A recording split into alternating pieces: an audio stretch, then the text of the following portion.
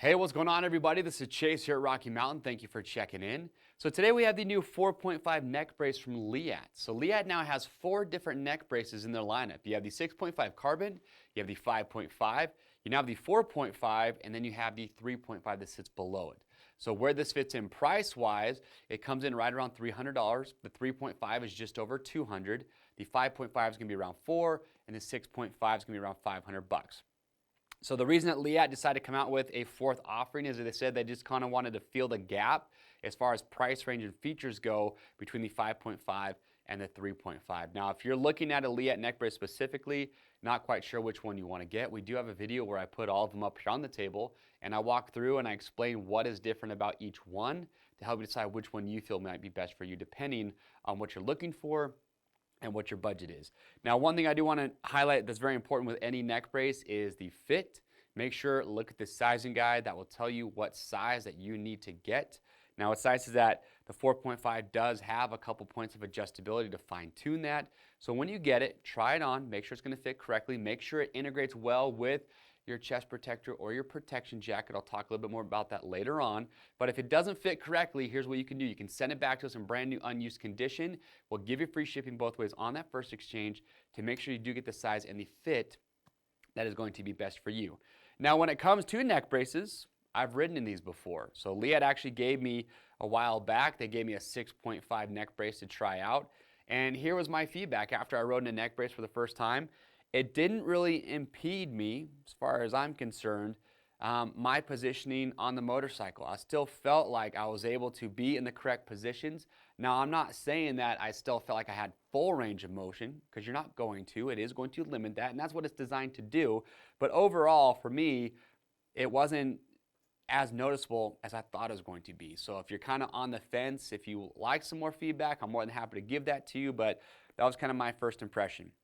Now with neck braces too, again, a couple things are designed to do. Not only, because a lot of people kind of get this confused, a neck brace is here to help limit, obviously, your hyperflexion, so your head going forward, as well as the hyperextension, the head going back. But another aspect that's important that a neck brace helps protect against is compression. So they say that most of your bad neck injuries are from actually compression versus just hyperflexion or hyperextension. And so a neck brace, if your spine is compressing enough, eventually your helmet is going to contact the sides of this brace and help disperse and absorb a lot of that energy.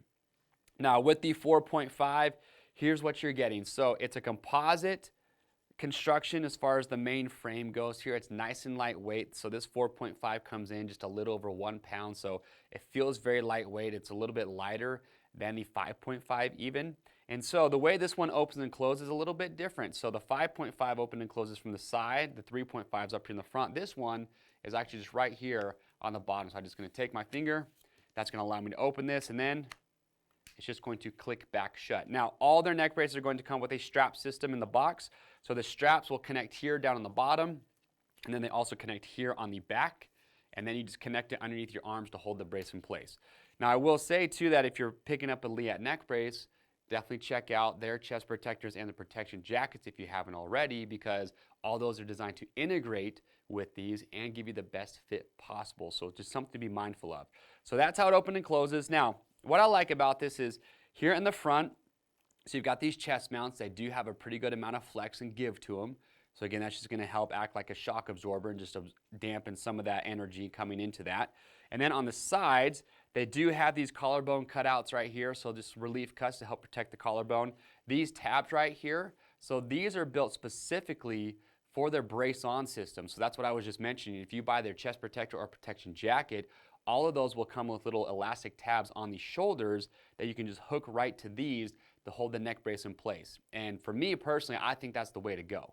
But then when you get to the back here, so a couple cool features. So this thoracic strut, you can see with this, it's got a lot of flex to it. So this is designed to move with the rider, offer a little bit of flexibility. And again, you want to make sure that this is sitting as close to you as possible, sitting nice and flat against your back. And so the way that you adjust this, there's 2 points of adjustability. So you can see it right here. So when this is folded up, you've got these mounts, but you'll notice that there's this little screw right here. So if you just pop that screw out, that will allow you to move this one position forward or back. And again, utilize that, figure out what setting is going to be best for you.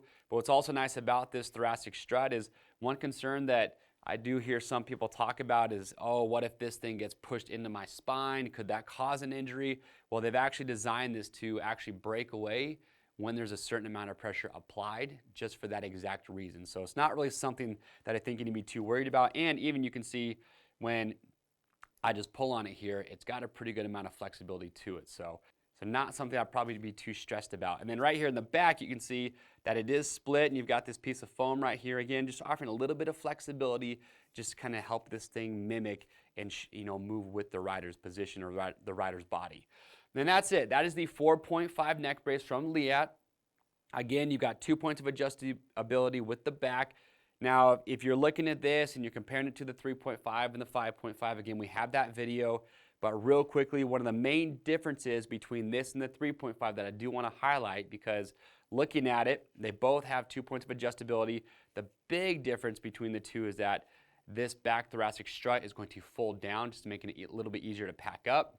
Whereas with the 3.5, it just stays open and you can't fold it shut. You'd have to completely remove it. So a little bit more cumbersome when you're packing it around. But if you have questions or comments, though, we want to get those answered. If you've been using a neck brace now, I'd love to hear your feedback. Which one have you had? Which one do you plan to get? What do you like? What do you dislike about a neck brace? So share all that information down below. To grab yours, click on the link or head over to RockyMountainATVMC.com. We ship for free over $75. If you like this video, get subscribed to the Rocky Mountain YouTube channel, hit that notification bell, and that way you always stay up to date. I'm Chase, and we'll see you on the trails.